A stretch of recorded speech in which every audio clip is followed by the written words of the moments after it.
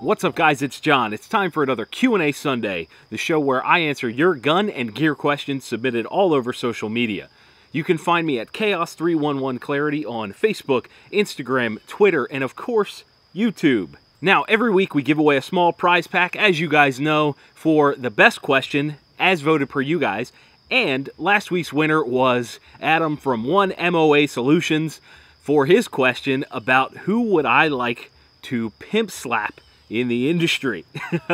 So Adam, get a hold of me, brother. I'll get you out a small prize pack soon.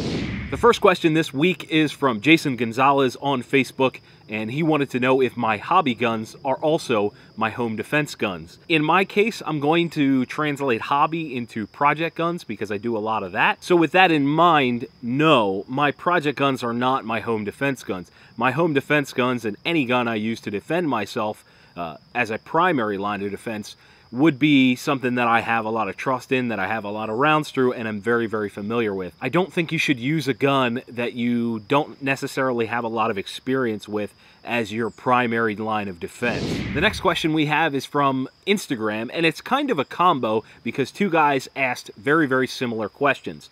It's PR Knives and Delta Cholo on Instagram, and now they wanted to know what is a good budget rifle. Delta Cholo was asking about 3-gun. The other PR Knives was asking about tactical guns. And honestly, I think the best place to start is deciding what your budget is. And, you know, when guys say like a poor man's rifle and things like that, I think under $1,000. And if that's the case, I would recommend building your own, putting your own together, because I think you can get a lot of what you're looking for well under $1,000. You know, there are a lot of guys out there that want a brand name associated with their gun and think that, you know, because they bought a Noveski or you know, a Knight's Armament, that they're going to have a better end product. And that's simply not true in my opinion. Yes, those are great rifles. They really are. However, you can build yourself a good rifle, a really, really good rifle on your own for under $1,000. The next question this week comes from Nolatak. Now, for those of you that aren't aware of who Nolatak is, Brandon LaBeouf is a trainer himself, and he's got a wealth of knowledge, guys. I've had him on the channel before, whether it's been on the live chats or some other videos, and he's a really, really stand-up guy. I like what he has to say.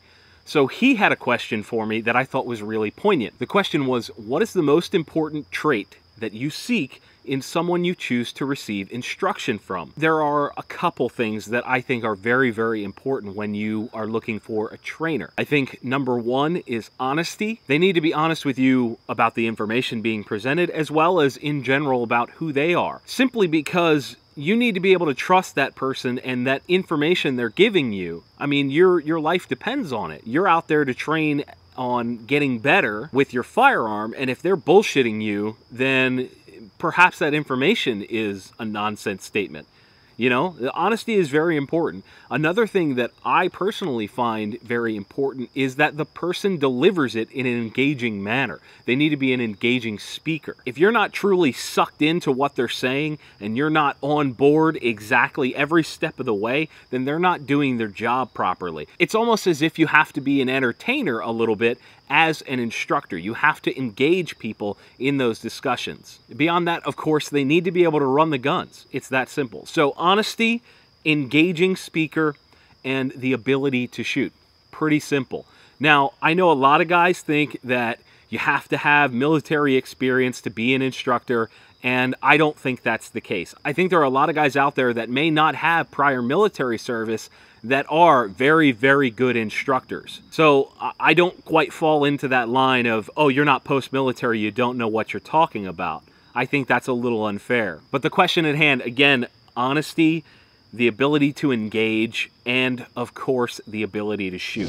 The next question this week is from Joshua22 Long Rifle on Instagram, and he wanted to know, what are the most important fundamentals? He had said between pistol and rifle, and is there a difference? Honestly, I don't think that there's any one fundamental that stands out above the rest. I think that's why they're called fundamentals. They work together in collaboration to make you a better shooter and to make those shots count downrange, whether it's with a handgun or whether it's with a rifle. You know, being able to run and gun and all that kind of super duper tactical stuff comes later. I think the biggest thing is the ability to apply those fundamentals, and that's going to make you the best shooter you can possibly be. If you talk to any instructor, any prior military guy, any sniper, anybody that runs competition, it's all about maintaining control of those fundamentals.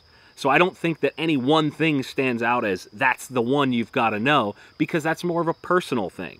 You know, maybe one week I'm having trouble with my trigger control or sight alignment or the ability to manage recoil, things like that. It all adds up to making those rounds count and putting them where you want them to go. And I think every bit of that is just as important as the rest.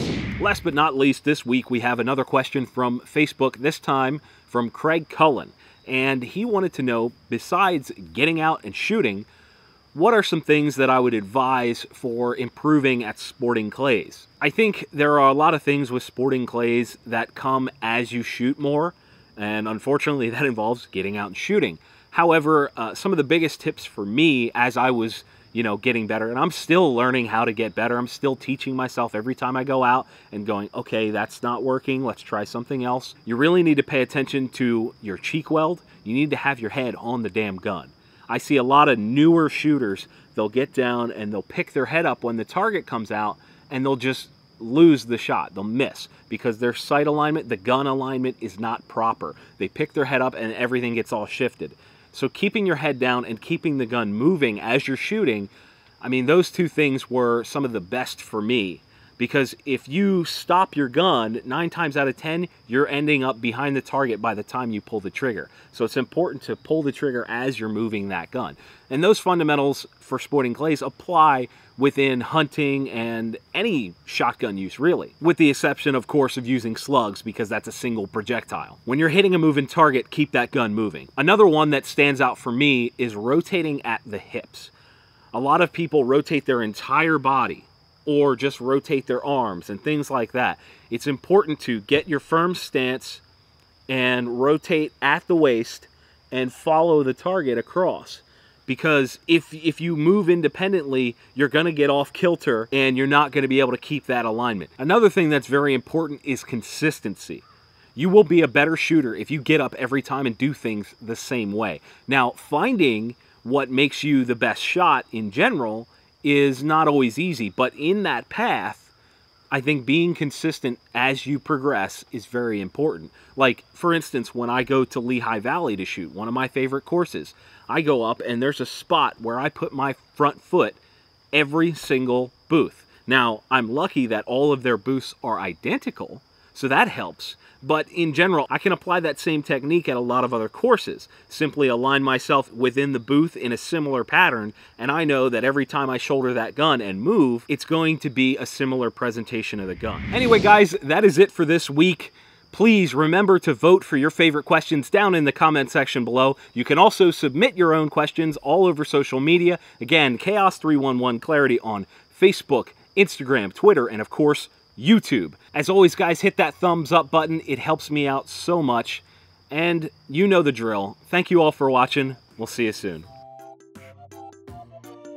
Remember, guys, you can support the channel more by going to patreon.com/I'mWithChaos.